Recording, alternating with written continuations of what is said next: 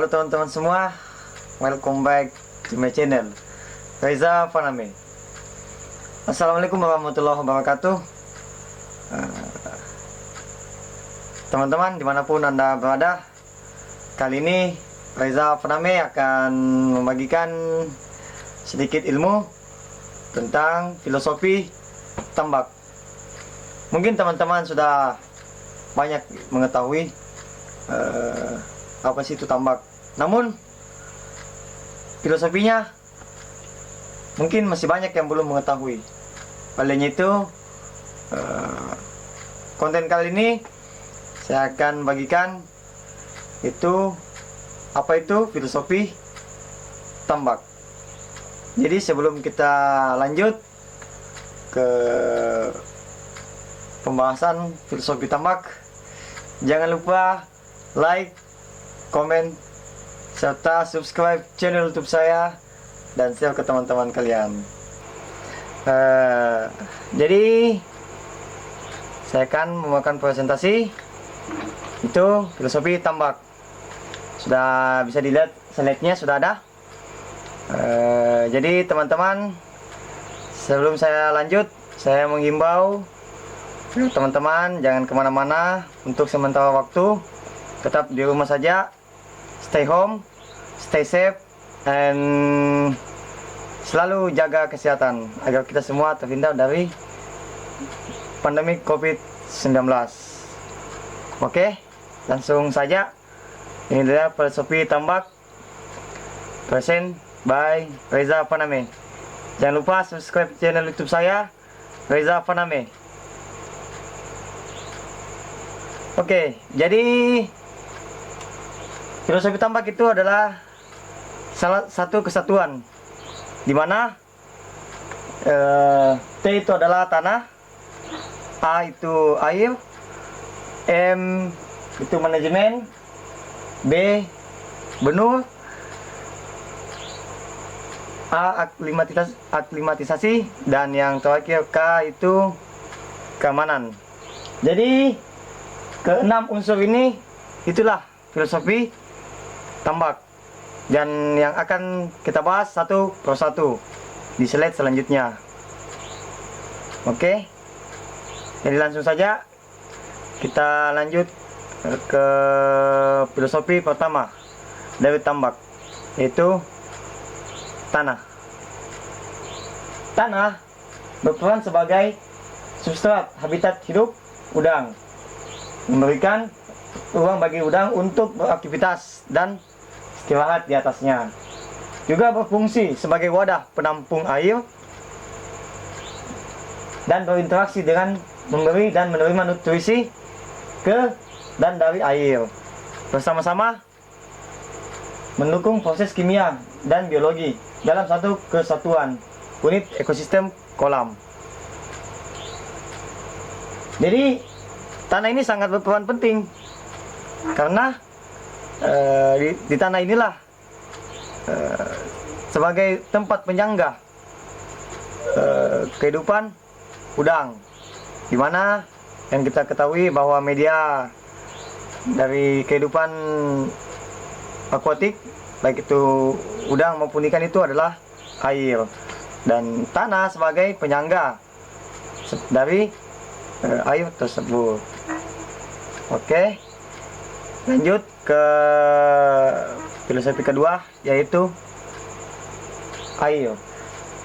Air sebagai substrat hidup udang yang bersifat lebih dinamis dibanding dengan tanah,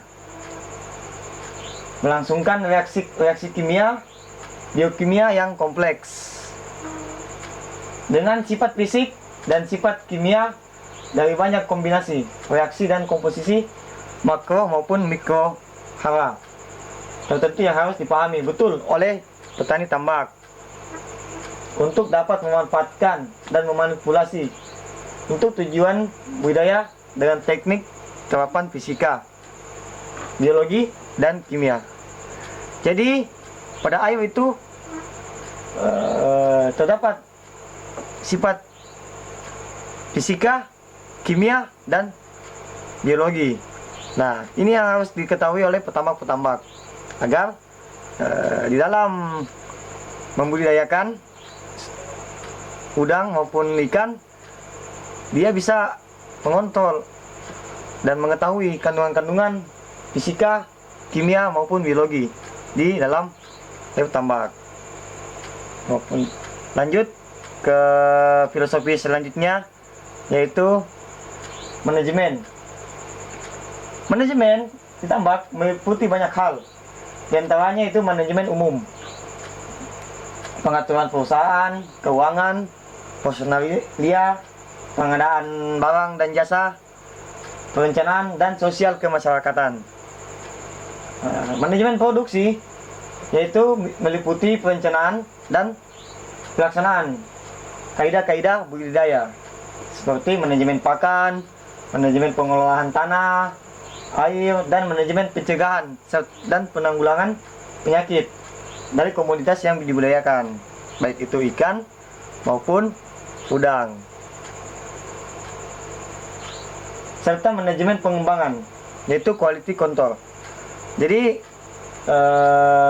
kita harus juga menjaga kualitas dari tambak itu sendiri, serta melakukan riset, peningkatan sarana dan prasarana, dan proses produksi, serta studi banding dan manajemen energi, baik itu kelistrikan maupun permesinan.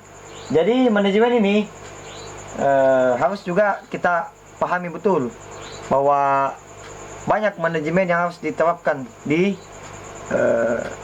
tambak. Dan jika dilihat bahwa manajemen itu yang paling banyak diterapkan itu pada tambak-tambak yang sudah modern, maksudnya yang sudah intensif maupun yang super intensif. Di tambak-tambak tradisional itu masih manajemennya masih minim. Nah, ini yang perlu dikembangkan bagi petambak-petambak yang masih tradisional. Bagaimana bisa meningkatkan manajemennya ke lebih baik lagi. Oke, lanjut. Yang keempat itu benur. Jadi filosofi tambak yang keempat itu adalah benur.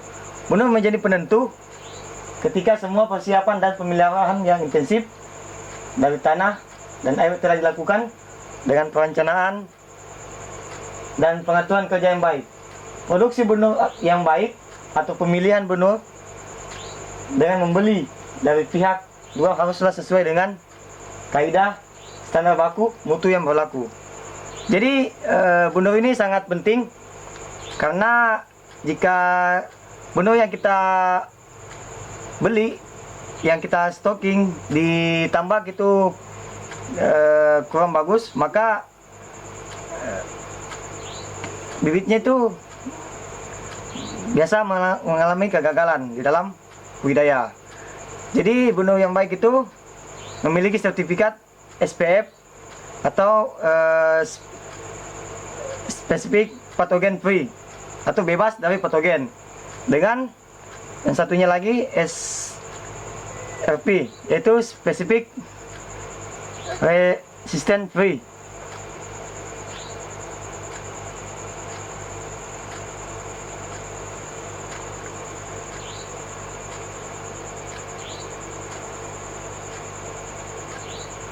Oke, lanjut. Maaf kalau suaranya kurang mantap karena HP lagi kurang mantap.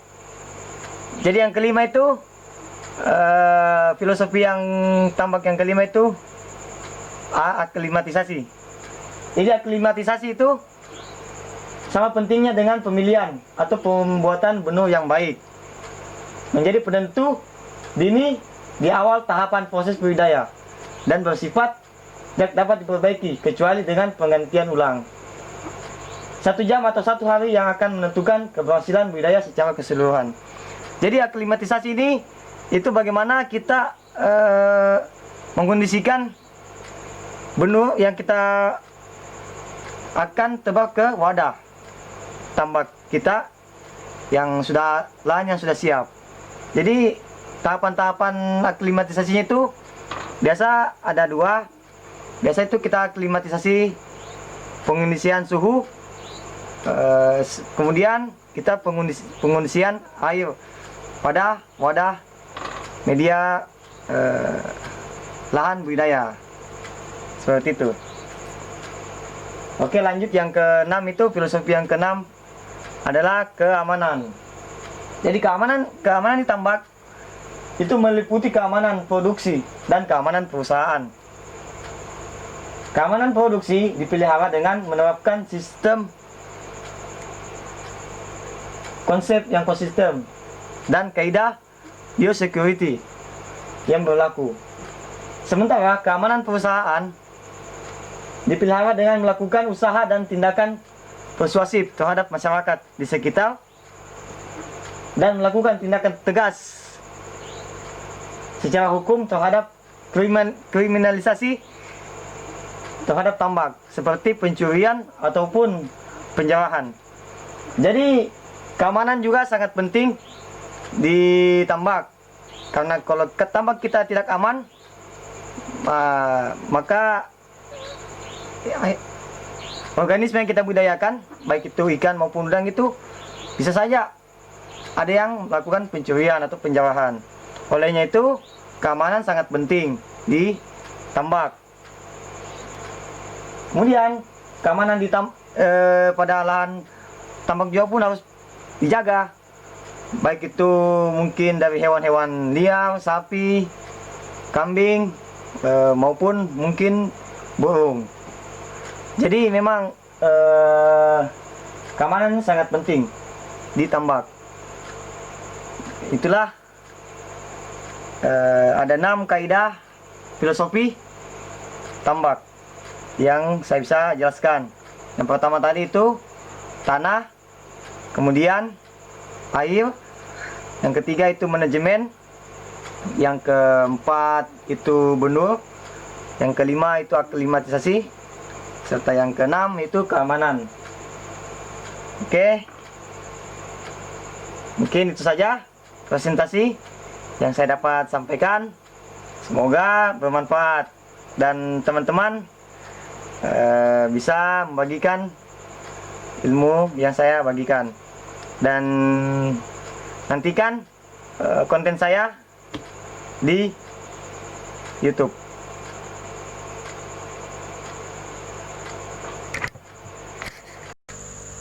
Setelah tadi